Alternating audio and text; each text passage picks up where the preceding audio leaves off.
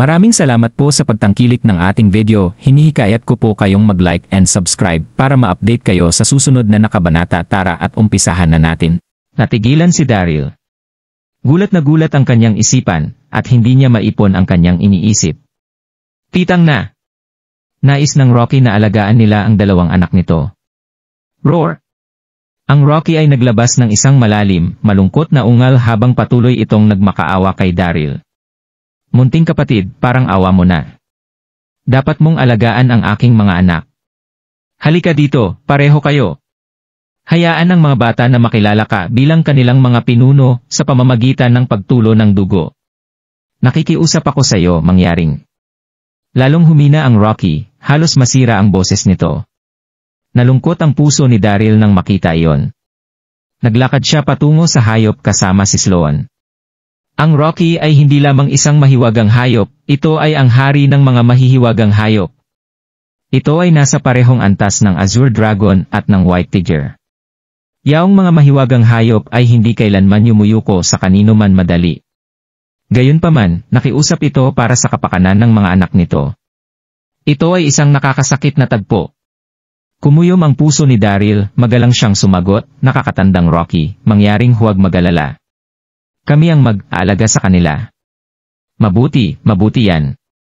Tumango si Rocky, may pag-asa ang mga mata nito. Halika, gumawa tayo ng pagpatak ng dugo na seremonya, upang makilala kanilang pareho bilang kanilang mga pinuno. Tumango si Daryl habang nakatingin kay Sloan. Hiniwa nila ang kanilang mga daliri, at tinulo ang kanilang dugo sa Rocky na itlog. Bang! Dalawang sinag ng ilaw ang agad na sumabog mula sa dalawang Rocky na itlog, pinaliguan nito ang buong lihim na lagusan na may isang maliwanag na ilaw. Natapos na nila ang seremonya. Sina Daryl at Sloan ay nasasabik, bawat isa sa kanila ay niyakap ng isang itlog sa kanilang dibdib. Buntong hininga. Bumuntong hininga si Rocky, ang huling hiling nito ay natupad, kaya't wala na itong pagsisisihan pa. Iiwan ko sa iyo ang aking dalawang anak, munting kapatid. Ang boses ng Rocky ay naging mas malambot, malungkot itong tumingin sa mga anak nito. Sa wakas, ang malaking katawan ng hayop ay nahulog ng mabagsak sa lupa. Ang mga mata nito ay buong sarado, hindi na ito humihinga. Si Daryl at Sloan ay hindi na nakapsalita pa, sila ay nababagabag sa anumang paglalarawan. Bumuntong hininga. Makalipas ang ilang sandali, mahinang bumuntong hininga si Sloan. Gaano kaasahan? Nahulog ang puso ni Daryl. Sa sumunod na segundo, ngumiti si Daryl habang nakatingin sa kanya. Hindi ito nagmakaawa lang sa akin, nagmakaawa ito sa ating dalawa, bilang isang mag-asawa. Manahimik ka, ungol ni Sloan. Crack! Pagkatapos, narinig nila ang mga tunog ng pagbasag ng mga balat nito.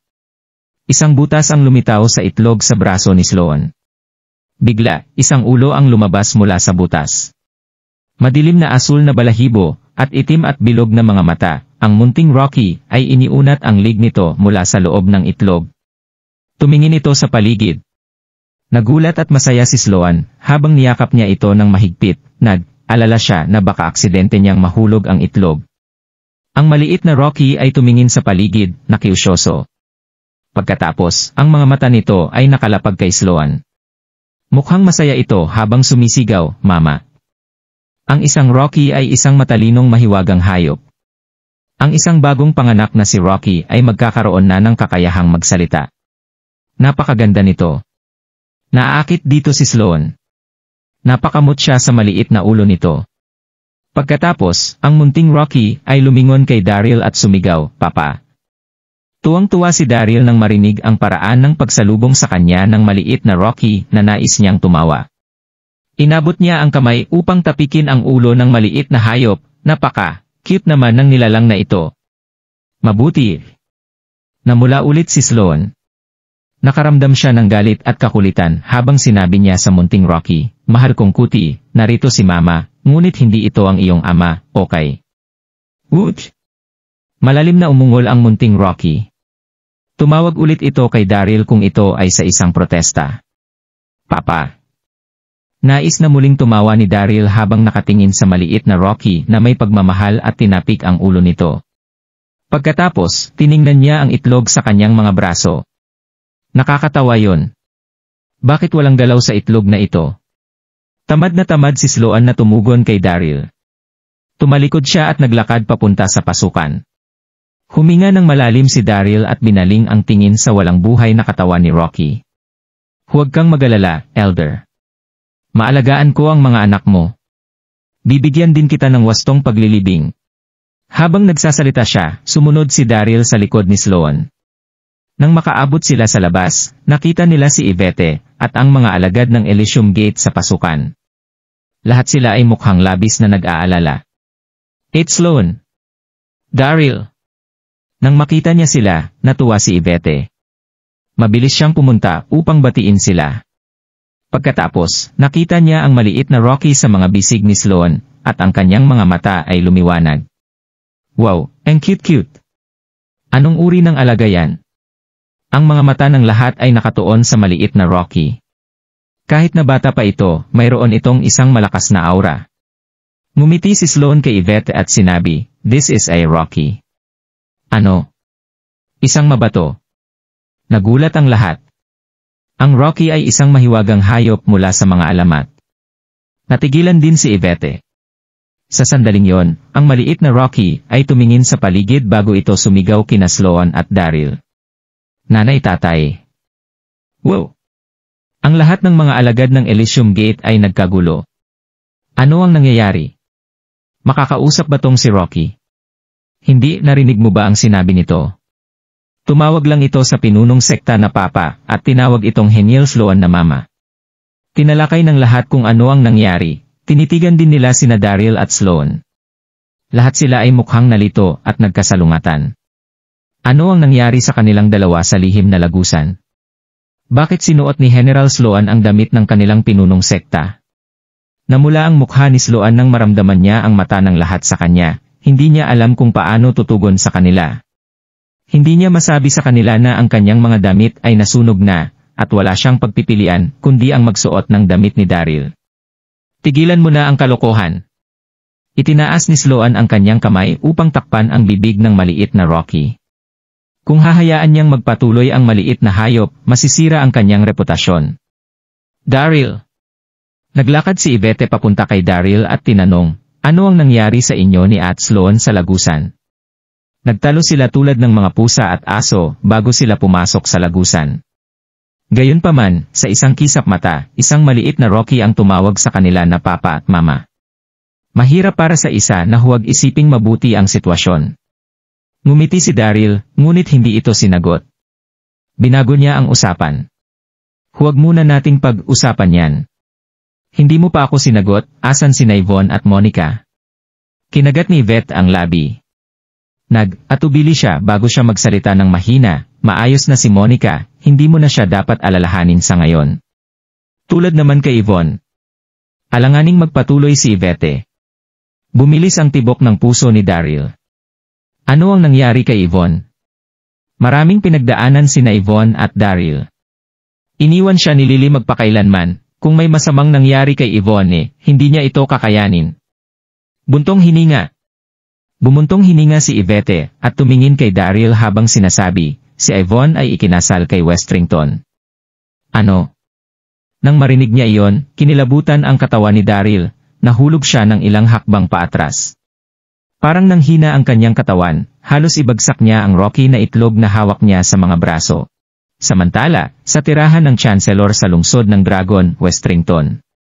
Isang taon na ang nakalilipas, ang emperador ng Westrington ay hinirang si Donoghui bilang Chancellor at binigyan siya ng tirahan ng Chancellor. Ang kanyang posisyon ay isa lamang sa ibaba ng emperor. Ang Chancellor Residence ay matatagpuan sa tabi ng palasyo. Mayroon itong mga restauran, puno, at artipisyal na talon, at mayroon itong isang matikas na kapaligiran, saan man mukhang enggrande, at makapangyarihan. Karamihan sa mga oras, ang mga tao ay makakatingin lamang dito mula sa malayo, walang pinapayagan ang mga tagalabas na malapit dito. Gayunpaman, ang tirahan ng Chancellor ay lubos na masaya noong araw na iyon. Ang araw ng kasal ni na Chancellor Donoghui at Yvonne ay magaganap sa susunod na araw, at ito ay gaganapin sa tirahan ng Chancellor. Si Donoghui ay ang paboritong tao ng Westrington Emperor, at siya rin ang Chancellor. Siya ay may mataas na otoridad. Bukod doon, ang kasal ay ang pagkakaisa ng dalawang kontinente, at sa gayon, ito ay pambihirang enggrande. Ang lahat ng mga ministro at sekta ni Westrington ay dumalo sa kasal. Ang mga naninirahan sa lungsod ng Dragon ay natipon din sa tirahan ng Chancellor. Nandoon sila sapagkat narinig nila na ang ikakasal na si Princess Yvonne ay kasing ganda ng isang diyosa. Nais nilang makita kung ano ang hitsura niya. Kailangang magtiis si Yvonne ng mahabang paglalakbay bago siya makarating sa Westrington. Halos nasa tirahan ng Chancellor na siya, magsisimula ang kasal sa kanyang pagdating. Ang mga parol at dekorasyon ay pinalamusan ang tirahan ng Chancellor. Lahat ay nandoon, napakasaya nito. Si Donoghu ay nakasuot ng isang maliliit na pulang kasuotan sa kasal, at naghintay siya sa bulwagan sa gilid. Mukha siyang matalino. Sa kasamaang palad, kahit na ang kapaligiran sa labas ay maligaya at masaya, ang Donoghu ay malamig. Hindi pa niya nakikilala si Princess Yvonne. Narinig lamang niya na siya ay kasing ganda ng isang diyosa mula sa langit. Gayunpaman, maiisip lamang ni Donoghu si Daryl. Narinig niya na si Daryl ay nahulog sa isang bulkan bunganga mga isang taon na ang nakalilipas. Gayunpaman, hindi siya namatay, at upgrade na rin siya sa isang martial emperor. Narinig din ni Donoghu ang tungkol sa balita kung paano nawasak ni Daryl at ng kanyang dalawang kapatid ang sektang liwanag. Daryl! Sinabog ni Donoghu ang kanyang mga kamao sa mesa, ipinakita ng kanyang mga mata ang paghihiganti na nasa isip niya. Sa palagay mo ba napakagaling mo ngayon na nawasak mo ang sekta ng maliwanag? Pupunta ako para sa iyo pagkatapos ng aking kasal. Gusto kong bayaran mo ang utang mo sa akin ng 100 beses. Bang! Ang suntok ni Donoghu ay sumira sa solidong mesa ng kahoy sa mas maliit na mga piraso, tinakpan ng mga labi ang sahig. Ginoo! Tumakbo sa kanya ang isang lingkod na may kaba. Ginoo, lahat ng mga panauhin ay narito. Ang prinsesa at ang kanyang entourage ay pumasok lamang sa lungsod ng Dragon, at dapat na makarating sila sa Chancellor Residence sa lalong madaling panahon. Dapat kang lumabas upang salubungin siya ngayon. Mabuti kung gayon, sagot ni Donoghu bago siya lumabas ng side hall. Sa sandaling siya ay nagpakita, ang lahat ng mga panauhin ay nagsimulang maglakad papunta sa kanya. Ginoong Dixon, binabati kita. Ginoong Dixon, narinig kong mangha si Princess Yvonne. Ang pagtawa at papuri ay umuulan kay Donoghu, habang nakapangiti siya at sumagot sa kanila. Ihayag ang pagdating ni Princess Yvonne. Isang boses ang sumigaw mula sa labas ng pintuan. Bang! Bang! Bang! Ang mga paputok at paputok ay umalingaw-ngaw sa buong tirahan ng Chancellor. Ang entourage ng princess-princesas mula sa bagong daigdig ay mukhang kahanga, hanga at enggrande, kasama rito ang daang libong mga sundalo at tagapaglingkod. Ang isang magandang palangkwin na natatakpan ng mga sariwang bulaklak ay nasa gitna ng entourage. Nandoon si Princess Yvonne. Inaanyayahan namin si Prinsesa Yvonne na mangyaring lumabas sa palangkwin. Sigaw ng isang lingkod. Habang nagsasalita siya, dahang bumaba sa lupa ang palangkwin. Makalipas ang ilang sandali, isang kaakit-akit na katawan ang lumabas sa palsalan. Si Yvonne yun. Wow! Ang mga mata ng lahat ay nakatuon kay Yvonne. Nakasuot siya ng mahabang pulang damit na nakatakip sa kanyang buong katawan, at mayroon din siyang maraming alahas sa kanya. Siya ay tumingin bilang matikas tulad ng hari pamilya. Siya ay may isang perpektong sexing katawan, at isang magandang-maganda ang mukha. Talagang parang diyosa siya mula sa langit. Maganda. Napakaganda. Clap! Clap! Clap! Ang lahat ay humanga sa prinsesa. At ang mga lalaking panauhin ay nasasabik din, pumalakpak sila at sumigaw nang makita siya. Gayunpaman, walang nakapansin sa mapait na ekspresyon ng mukha ni Yvonne, hindi naman siya mukhang masaya. Nang malaman niyang napili siyang maging isang prinsesa na ikakasal kay Westrington, sinubukan ni Yvonne ang kanyang makakaya na tanggihan ito.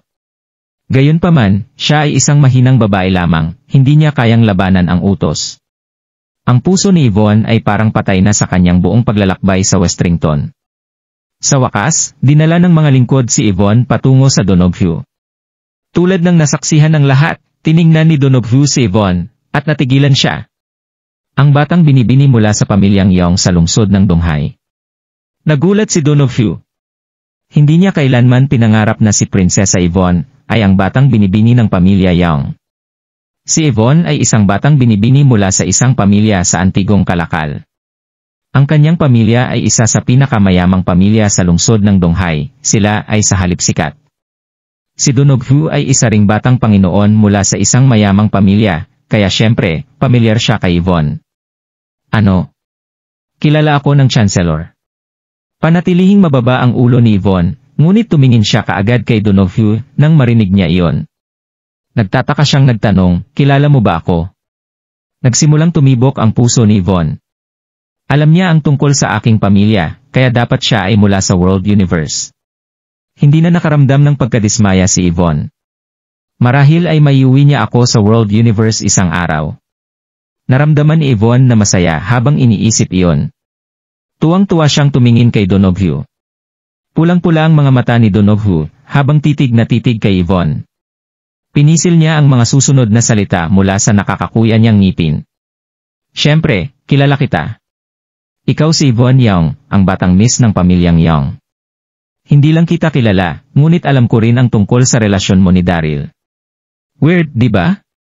Si Daryl ay nag-crush ng kasal ni Yvonne kay Jeremy, narinig ng lahat ang tungkol doon. Natuwa si Yvonne nang marinig iyon. Kilala mo si Daryl? Magaling yan. Kung ang Chancellor na ito ay kaibigan ni Daryl, hindi niya ako gaganapin ng masama. Habang naiisip niya si Daryl, nagsimulang kumirot ang puso ni Yvonne. Siya ay nanirahan sa palasyo ng napakatagal, hindi niya alam kung si Daryl ay patay o buhay. Alam lamang niya na si Daryl ay nahulog sa kanyang maliwanag na pagkamatay sa bunganga ng bulkan.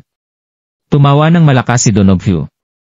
Namula ang kanyang mga mata habang tumango siya kay Yvonne at sinabing, kilala ko siya.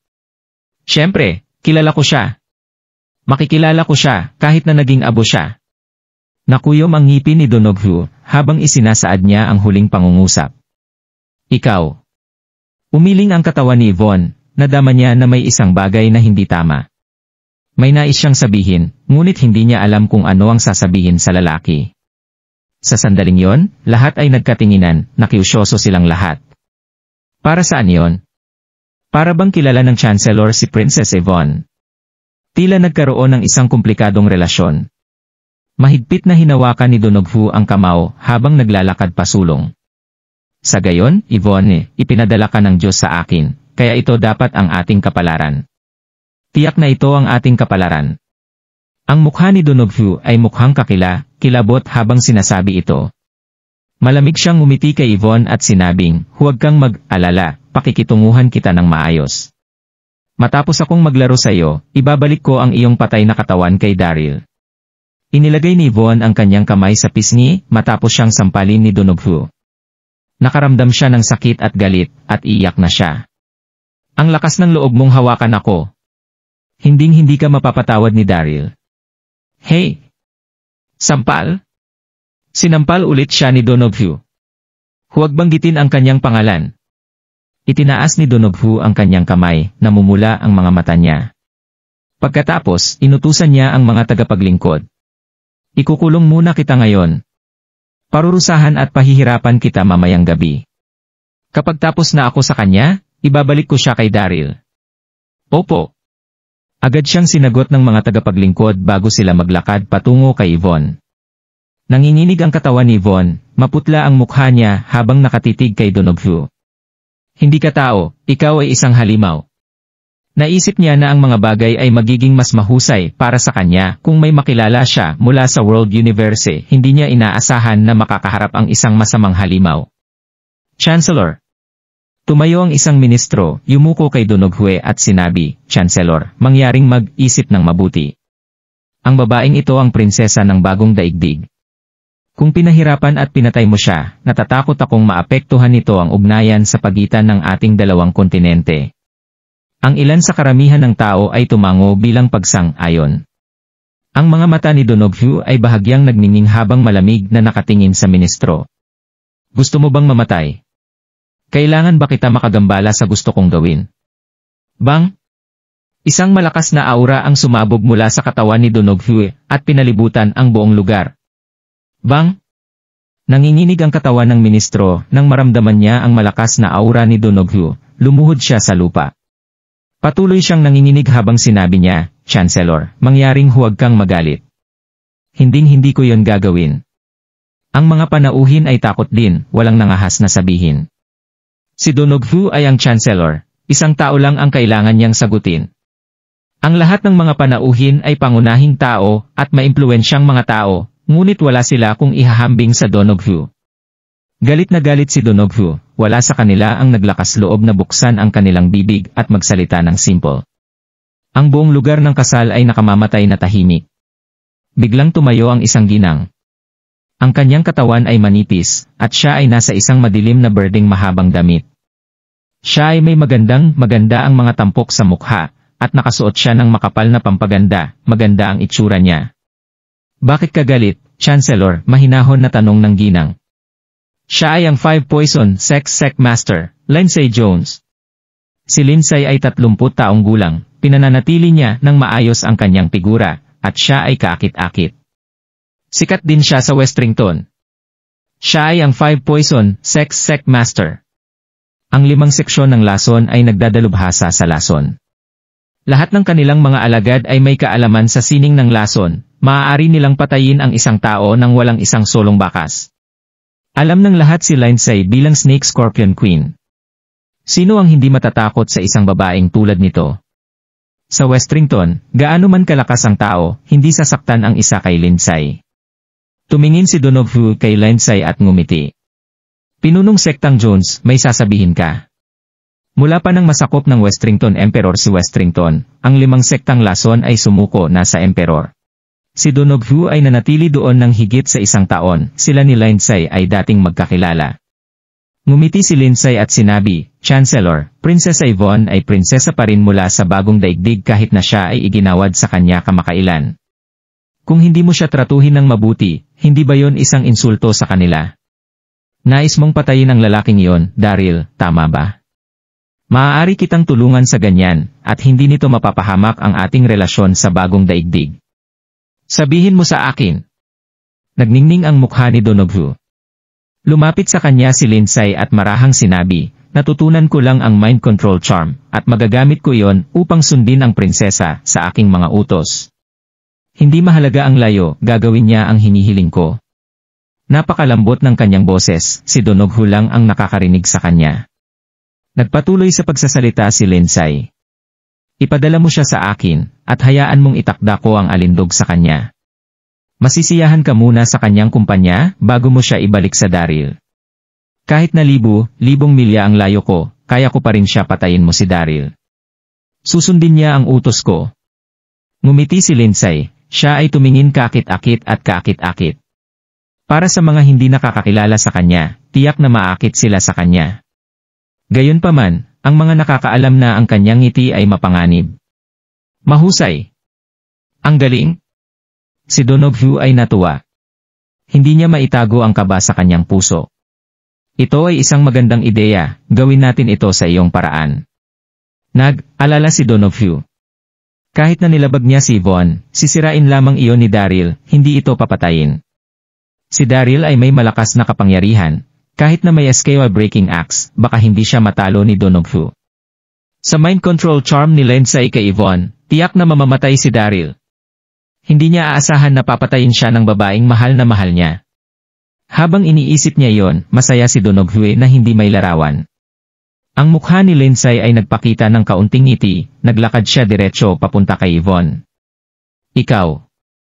Sa sandaling iyon, si Yvonne ay nakaramdam ng kakaibang takot. Tumingin siya kay Lindsay at sinabi, ano ang gusto mo sa akin?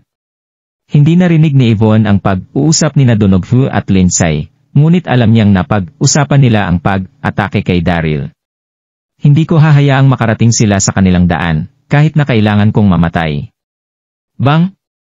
Biglang itinaas ni Lindsay ang banayad niyang mga kamay at sinuntok ang katawan ni Yvonne. Si Yvonne ay walang pagkakataong gumawa ng aksyon, naging itim ang kanyang paningin at agad siyang nahimatay. Chancellor, itatakda ko sa kanya ang mind control charm ngayong gabi. Ibabalik ko siya sa iyo bukas ng umaga. Malawak nang umiti si Lindsay, mukhang tiwala siya. Ngumiti si Donoghu habang tumango. Sa parehong oras, nakatuon ang pansin ni Donoghu kay Yvonne. Bukod sa kanyang paghihiganti laban kay Daryl, nainggit din siya sa lalaki. Si Daryl ay pinalad sa pag-ibig. Ang bawat isa sa kanyang mga kababaihan ay mas maganda kaysa sa iba. Ang kanyang asawa, si Lily, ay ang tanyag na diyosa ng lungsod ng Donghai. Si Yvonne ay walang mas mababa doon din. Matapos mong maitakda ang mind control charm kay Yvonne ngayong gabi, ibalik mo siya sa akin kagad pagkatapos nito. Malamig nang ngumiti si Donoghu. Gusto ko siyang tangkilikin bago ko siya ibalik kay Daryl. Huwag kang magalala, Chancellor. Ngumiti si Lindsay at sinabi, sa mind control charm, susundin ako ni Miss Young nang walang pasubali. Hahayaan ko siyang maghatid sa iyo, Chancellor, ng maayos. Mabuti. Tumawa sandali si Donoghu, habang tumatango at pagkatapos ay winagayway ang kanyang mga kamay sa kanyang mga panauhin. O sige lahat, maayos ang lahat ngayon. Magsasaya kayo ngayong gabi. Mag-inuman tayo. Agad na sumagot ang lahat ng kanyang mga panauhing magalang. Kasabay nito, inutusan ni Lindsay ang dalawang alagad na dalhin si Yvonne palayo. Si Donoghu at ang kanyang mga panauhin ay nagpatuloy sa pag-inom habang ang isang lalaki ay lumalakad sa pintuan. Chancellor. Ang tao ay nagsusuot ng formal na damit ng ministro. Siya ang pangkalahatang gwardya ng hari, si Simon Clive. Si Simon Clive ay isang pangalawang antas na pinunong meperador. Bilang general, siya ang namamahala sa seguridad ng palasyo, at siya rin ay isang tao na hinahangaan ng emperador ng Westrington. Nang nandoon na siya, magalang na sinabi ni Simon kay Donoghu, binabati kita, Chancellor. Binabati kita sa inyong pagsasama. Ngumiti si Donoghu. General Clive, mangyaring tamasahin ang mga inumin. Chancellor, maliban sa pagbibigay ng aking pagbati sa inyong pagsasama, narito ako upang talakayin ang isa pang bagay. Ngumiti si Simon bago siya nagpatuloy na seryosong sinabi, inatasan ka ng kamahalan na sirain ang libu-libong Wonder Sect sa sandaling natapos ang seremonya ng iyong kasal. Wasakin ang isang sekta. Natigilan si Donoghu, kumunot ang kanyang mga mata. Dahil nasakop ng emperador ng Westrington ang buong Westrington, inutusan niya ang lahat ng mga sekta sa kontinente na sumuko sa pagkahari ng walang kondisyon. Ang 5 sektang lason at ilang iba pang mga sekta ay masigasig na nakikipagtulungan sa utos na iyon. Gayunpaman, ilang iba pa ang nanatiling matigas ang ulo, ang Thousands Wonder Sect ay isa sa mga ito. Iyon ang dahilan kung bakit nais ng emperor ng Westrington na Donoghu na mamuno sa hukbo upang sirain sila kinaumagahan. Tumango si Donoghu at sumagot ng malalim na boses, mabuti, nakuha ko ito. Nagalit si Donoghu. Pitang na. Plano niyang tangkilikin ang kagandahan ni Yvonne kinaumagahan nang ibalik sa kanya ni Lindsay ang babae.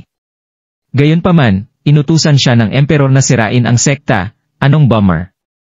Ang Donoghu ay nasa isang kilabot na kalagayan, hindi niya alam kung anong sasabihin. Hindi tulad ng hindi niya kayang suwayin ang utos ng emperor. Ipasa ang isang mensahe para kay Lindsay. Kapag tapos na siya sa prinsesa, hindi na niya kailangang ibalik sa akin. Ipadala mo na kay Daryl. Nagdilim ang mukha ni Donoghu nang ipinasa niya ang kanyang order sa kanyang mga tagasunod. Hindi niya kailangang magmadali upang masyahan kay Yvonne. Maaari niyang patayin muna si Daryl at pagkatapos ay babalik siya sa panig ni Donoghu.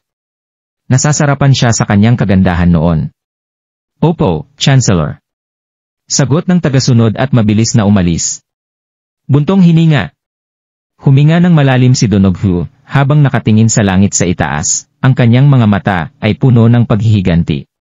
Daryl, dapat nasiyahan kang mamatay sa kamay ng babaeng mahal mo. Samantala, sa isang maliit na lungsod, ilang milya ang layo mula sa pangunahing altar ng sektang liwanag sa bagong daigdig. Ito ay hindi isang malaking lungsod. Gayunpaman, mayroon itong iba't ibang mga tindahan at restaurant, lahat ay magagamit. Sa isang silid sa isang inn, galit na galit si Lanvin habang nakaupo sa gilid. Isang lalaki ang tumabi sa kanya. Ang lalaki ay mukhang nasa mga 20 taong gulang, at siya ay nakasuot ng isang mahabang itim na balabal. Siya ay may malaking mata na may makapal na alis, mukhang matalino siya. Siya si Yoel Walford, isang disipulo mula sa espiritual na hindi makita. Napakalakas niya, at mayroon siyang mga karanasan sa pagpatay. Siya ay isa sa pinakamataas na alagad ng sekta. Nagulat pa rin ang mundo nang sirain ni Daryl at ng kanyang mga kapatid ang sektang liwanag. Ang espiritual na hindi makita ay nagpadala kay Darren at iba pang nangungunang mga mamamatay tao upang suportahan si Lanvin. Noong kinaumagahan, ang facet na winasak ni Daryl at ng kanyang mga kapatid na sektang liwanag ay ikinagulat ng mundo. Kaya, ang espiritual na hindi makita na sekta ay nagpadala kay Yoel at iba pang nangungunang mga mamamatay tao upang suportahan si Lanvin. Senior Sister. Ngumiti si Yoel kay Lanvin habang sinusubukan itong aliwin. Huwag magalala, Daryl lamang ito. Kahit na siya ay sapat na makapangyarihan upang sirain ang incandescent sect, hindi niya may pagtanggol ang kanyang sarili laban sa pagtatangka sa pagpatay sa espiritual na hindi makita. Habang nagsasalita siya, tumingin si Yoel kay Lanvin na may paghanga. Nagustuhan ni Yoel si Lanvin ng higit sa 3 taon. Nang siya ay unang sumali sa espiritual na hindi makikita na sekta 3 taon na ang nakakaraan, siya ay naakit kay Lanvin sa unang tingin.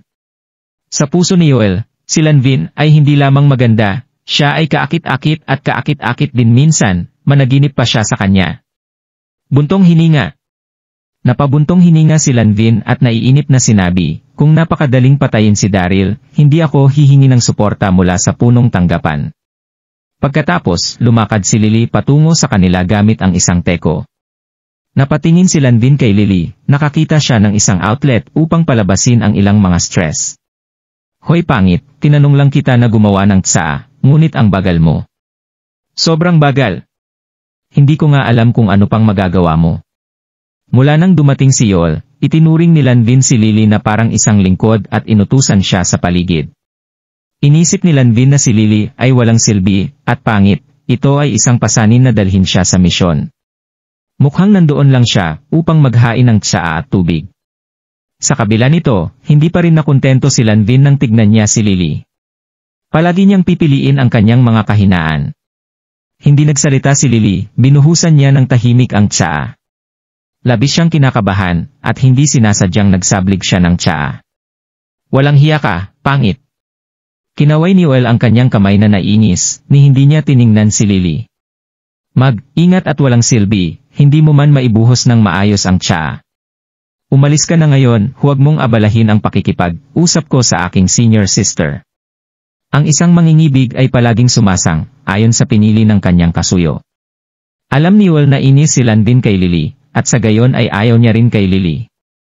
Saglit na sagot ni Lily at mabilis na lumabas ng silid. Paglabas niya palabas ng silid, sinabi ni Lanvin, nakakainis na makita ang pangit na babaeng iyon. Ang dahilan na hindi tumakbo ng maayos ang aming misyon, ay marahil ay dahil sa malas na dinala niya sa atin. Bakit siya tinanggap ng Sectmaster bilang isang alagad? Ano ang kabutihan niya?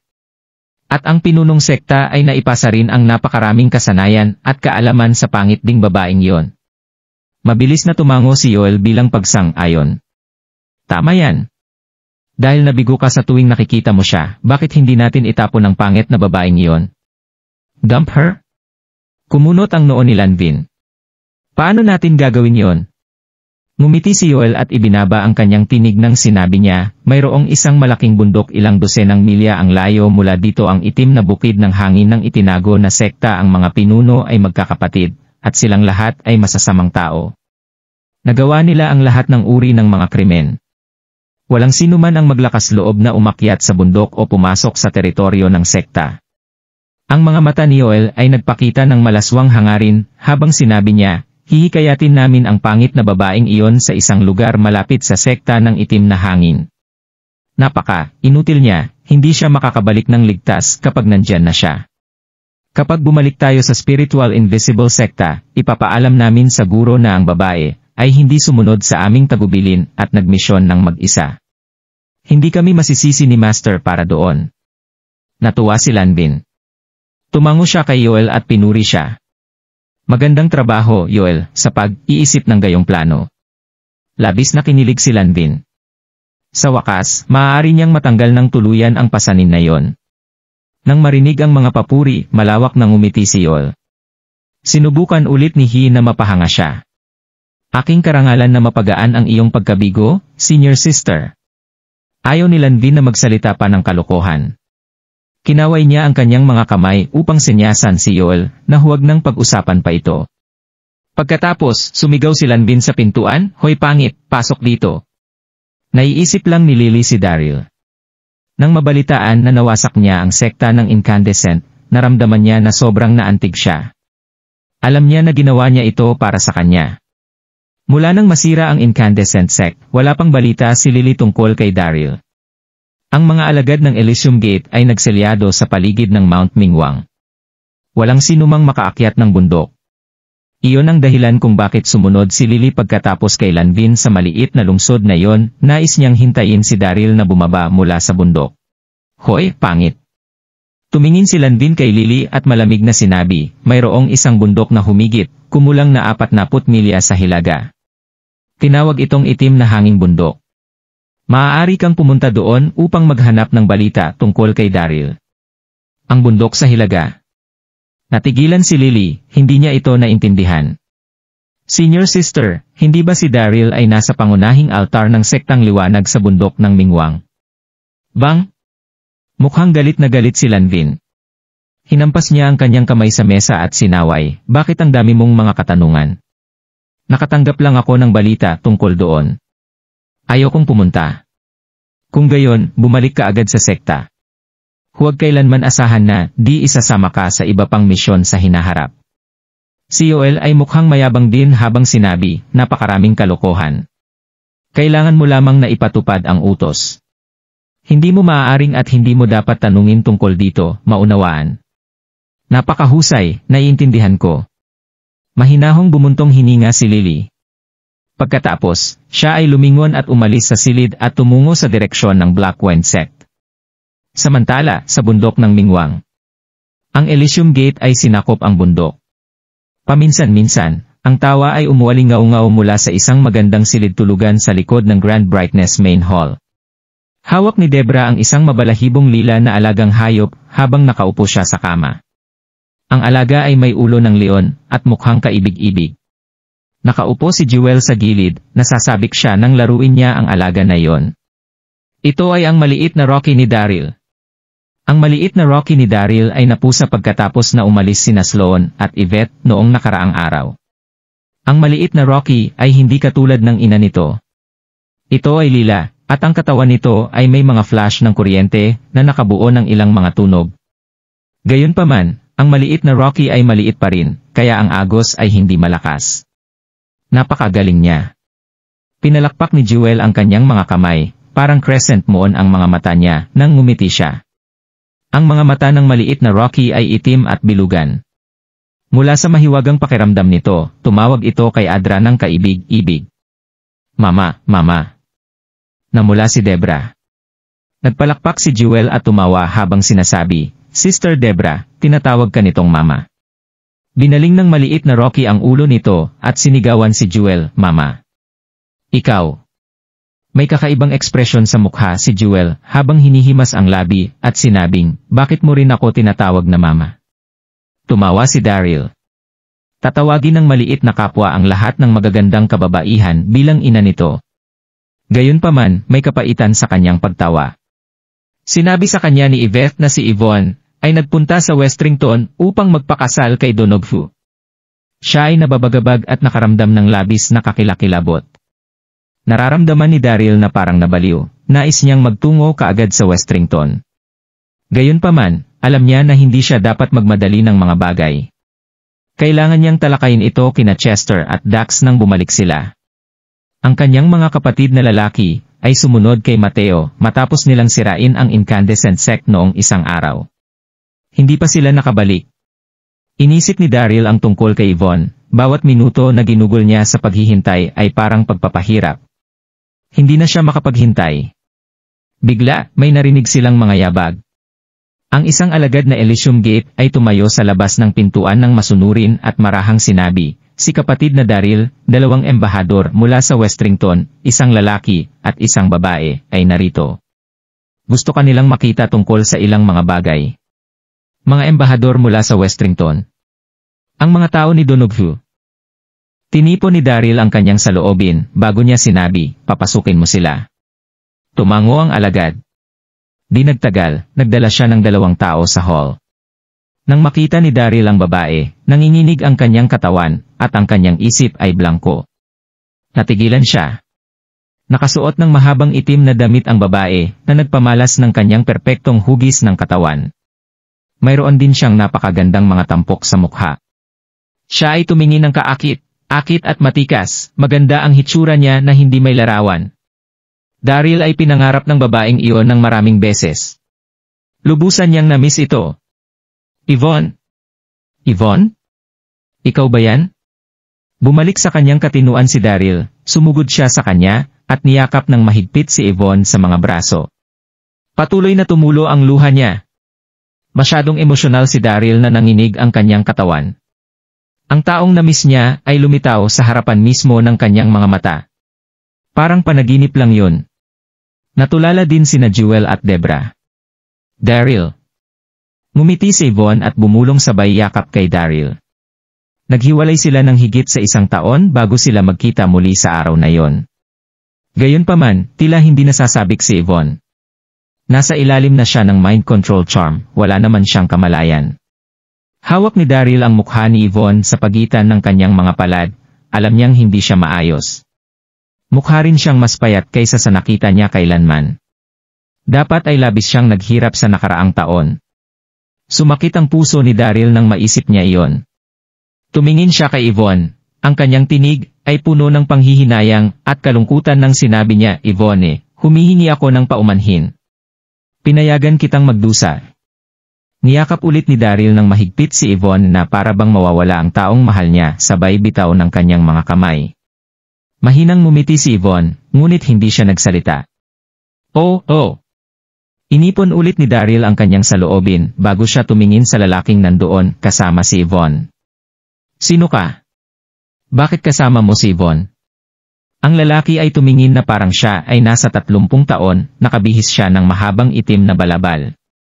Dapat ay isang pang-5 antas na martial saint siya, at mukhang palakaibigan siya. Humakbang palabas ang lalaki. Siya ay alagad ni Donoghu, ngunit nagsimula siyang magsalita ng kalokohan. Pinunong sektang Darby, ako ay isang alagad mula sa libu-libu na sektang Wonder. 2 araw na ang nakakaraan, dumalo ako sa kasal ni Prinsesa Yvonne. Napagtanto ko na hindi niya nais na pakasalan si Donoghu, may sapat lamang na puwang para sa iyo sa kanyang puso. Kaya, ako iniligtas siya at sinamahan dito upang magkita kayo ulit. Si Daryl ay natuwa, tiningnan niya si Yvonne para sa pagpapatunay. Yvonne, totoo ba yun? Opo. Tumango si Yvonne. Tama yan. Nang marinig niya yon, wala nang pagdududa pa si Daryl. Ngumiti siya sa lalaki at sinabi, kapatid, hindi ko makakalimutan ang pabor na ito. Ngumiti ng bahagya ang tao. Malugod ka, pinunong sekta. Lahat tayo ay mula sa iisang pamayanan, kaya dapat palagi kaming tumulong sa bawat isa. Ngayon na dinala ko siya rito, aalis na ako. Mayroon pa akong mga kagyat na usapin na dapat puntahan. Bago pa sumagot sa kanya si Daryl, ay tumalikod na ang lalaki, at umalis na. Nawala siya sa isang iglap ng isang mata. Bakit siya nagmamadali umalis? Bulong ni Daryl sa sarili. Ginoo. Naglakad si Jewel papunta sa kanya, at ngumiti kay Yvonne. Sinabi niya, ito ba si Yvonne na nabanggit mo dati? Maganda siya at matikas. Nagamot na ni Daryl si Jewel bilang bahagi ng kanyang pamilya. Kaya, maraming nalalaman si Jewel tungkol sa sitwasyon ni Daryl. Alam din niya ang relasyon ni Yvonne at Daryl.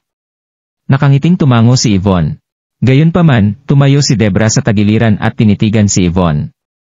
Lumitaw siya na nasa malalim na pag-iisip. Nakita niya na ang pagmamahal ni Daryl kay Yvonne ay tumakbo ng malalim, ngunit pakiramdam niya ay parang may hindi tama sa babaeng ito.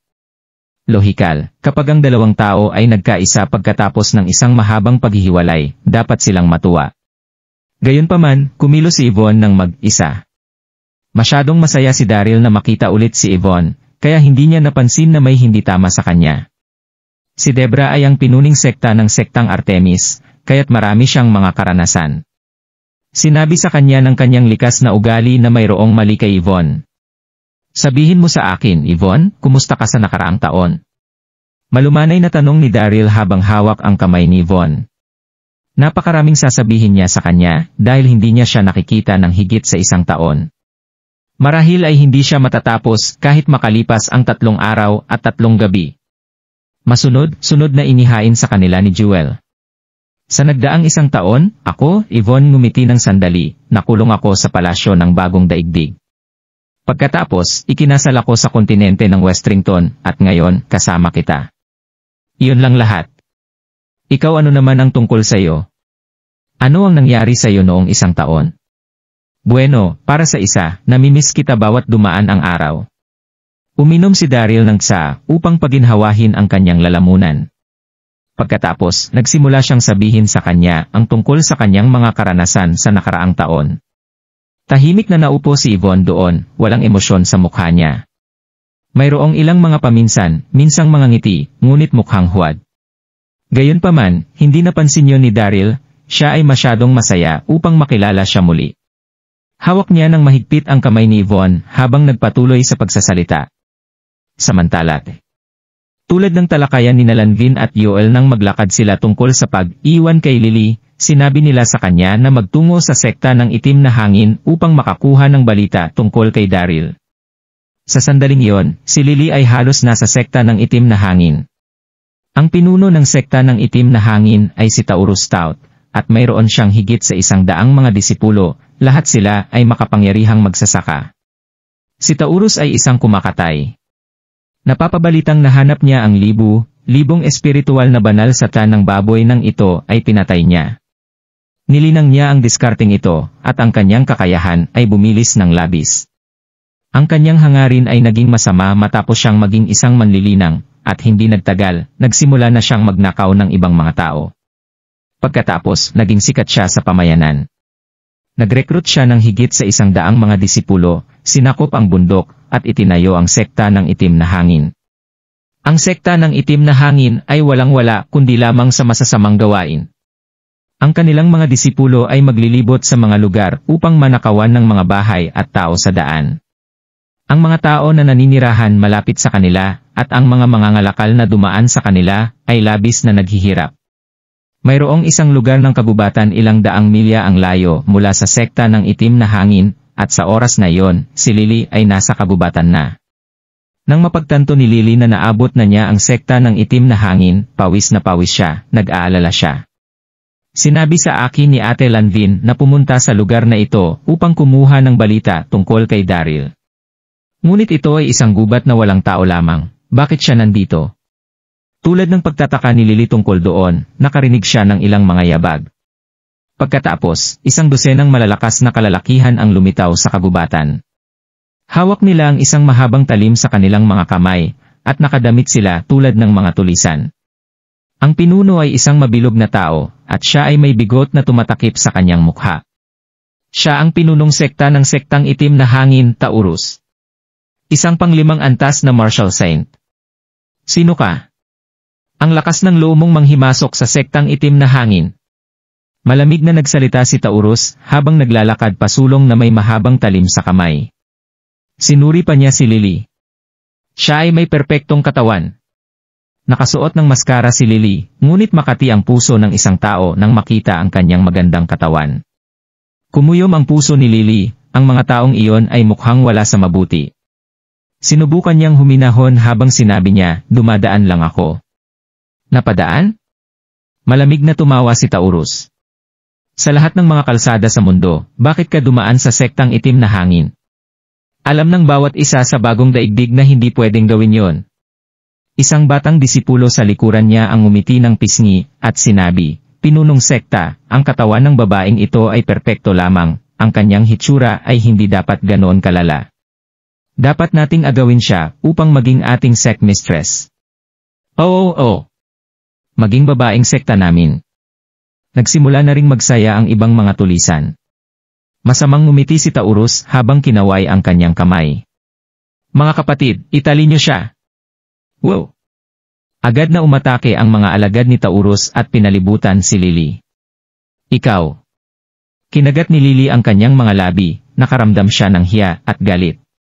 Masamang ngumiti si Taurus kay Lily at sinabing, kinagigiliwan kita, isang karangalan mong maging babaeng sekta ko. Iminumungkahi kong huwag ka nang magpumiglas pa. Tapos, tumawa siya. Nanginginig ang katawan ni Lily habang nakahawak ng mahigpit sa kanyang mahabang espada at nag-charge paabante.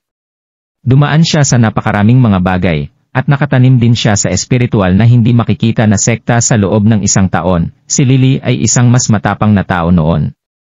Hindi na siya isang natatakot na maliit na batang babae. Nais lamang niyang makatakas sa lugar na yon ng kanyang sariling kakayahan. Gayunpaman, paano niya magawa yon? Wala pang isang minuto, ngunit ang katawan niya ay naubos na. Bang! Lumitaw si Taurus mula sa likuran. Kasing bilis ng kidlat, inabot niya ang kanyang kamay upang itatakan ang pressure point ni Lily. Agad na binitawan ni Lily ang kanyang mahabang espada habang nagyelo ang kanyang katawan, hindi siya makagalaw. Tumawa si Taurus. Tapos, ngumiti siya habang nakatingin kay Lily. Sinabi ko na sayo, huwag ka nang magtangka pang pumiglas. Mangyaring sumunod na lamang bilang aking baabing sekta. Tinaas ni Taurus ang kanyang kamay at pinunit ang maskara sa mukha ni Lily. Gasp! Nang makita ng mga tulisan na yon ang mukha ni Lily, lahat sila ay napabuntong hininga. Pagkatapos, napasinghap sila habang umiling. Ay, naku! Napakapangit niya. Isang perpektong katawan, sayang talaga. Pitang na, tinakot niya ako. Napakapangit. Nagkaroon ng kaguluhan, at mukhang nagulat si Taurus. Kinagat niya ang kanyang bibig at dumura sa sahig. Sinang na! Nasa loob ako ng lipunan sa loob ng maraming taon, at nakakita ako ng hindi mabilang na mga kababaihan, ngunit hindi pa ako nakakakita ng ganito kakadiri. Bakit mag-abala na manatiling buhay kung ganyan ang hitsura mo? Ikaw, naramdaman ni Lily ang isang kurot sa kanyang ilong habang umuusok ang luha sa kanyang mga mata. Nais niyang umiyak ng sumiklab sa kanya, wala si Daryl. Dapat alam ni Lanvin yon. Dapat sinabi niya kay Lily na pumunta sa sektang itim na hangin na may pag-asang hindi na siya makakabalik. Bumilis ang tibok ng puso ni Lily. Hindi niya akalain na ang kanyang nakatatandang kapatid na babae ay magiging malupit na nais siyang patay. Galit na galit si Taurus habang nakatingin kay Lily. Kami ay mga kalalakihan na may prinsipyo, hindi namin kailanman bibitawan ang aming mga dinakip. Ang malas mo. Napatingin ang lalaki sa katawan ni Lily habang iniisip ang tungkol sa kung anong sayang yon. Titang na! Akala ko nakuha ko ang isang taong may perpektong katawan, at magkakaroon ako ng magandang babaeng sekta. Paano siya naging napakapangit? Ano? Naguluhan si Lily. Mangyaring, pakawalan mo ako. Nakasugat lang ako ng hindi sinasadya. Hindi ako pwedeng makulong dito, kailangan ko pang bumalik upang hanapin si Daryl. Pinakamahalaga, ang senior sister ay nagpaplano pa ring patayin si Daryl. Kailangan kong subukan ang aking makakaya upang makahanap ng mga paraan upang mapigilan ang mga ito. Tamad na tamad si Taurus upang sabihin ang iba pa. Kinaway niya ang kanyang mga kamay. Ipadala siya sa sekta at ikulong siya sa bato ng yungib. Hayaan siyang mabulok at mamatay doon. Hindi pumayag si Taurus na tumingin ulit sa pangit na babaeng iyon. Ang bato na kuweba na binanggit niya ay isang ordinaryong langib, ito ay basa. Nang naibigay na ni Taurus ang kanyang mga utos, dinakip ng mga tulisan si Lily. Galit at nagulo si Lily, nais niyang magpumiglas, ngunit ang kanyang acupoint ay natatakan. Nakatali siya ng mahigpit, kaya't hindi siya makagalaw. Sa sandaling nakabalik sila sa kanilang sekta, ilang tulisan ang kumuha kay Lily at naglakad patungo sa yungib. Nakita ni Lily na ito ay isang takot na yungib, madilim at mamasa-masa. May isang pintuang bato sa harap ng yungib, at ito ay binuksan. Pasok! Tinulak ng dalawang tulisan si Lily sa loob at isinara ang pintuan ng bato. Tumama ang malamig na simoy sa mukha niya habang nanginginig ang katawan. Itim ang paligid. Isang babaeng nakulong sa ganoong lugar, magagalit ang lahat sa sitwasyong iyon. Sinubukan ni Lily na huminahon habang nakatingin sa paligid niya. Ito ay isang malawak na yungib, kasing laki ng kalahating larangan ng football. Nakita rin niya ang maraming mga buto sa sulok. Iyon ay marahil ang labi ng mga naunang dinukot ng itim na hangin ng sect. Nanginginig si Lily nang makita ang mga butong iyon. Anong gagawin ko?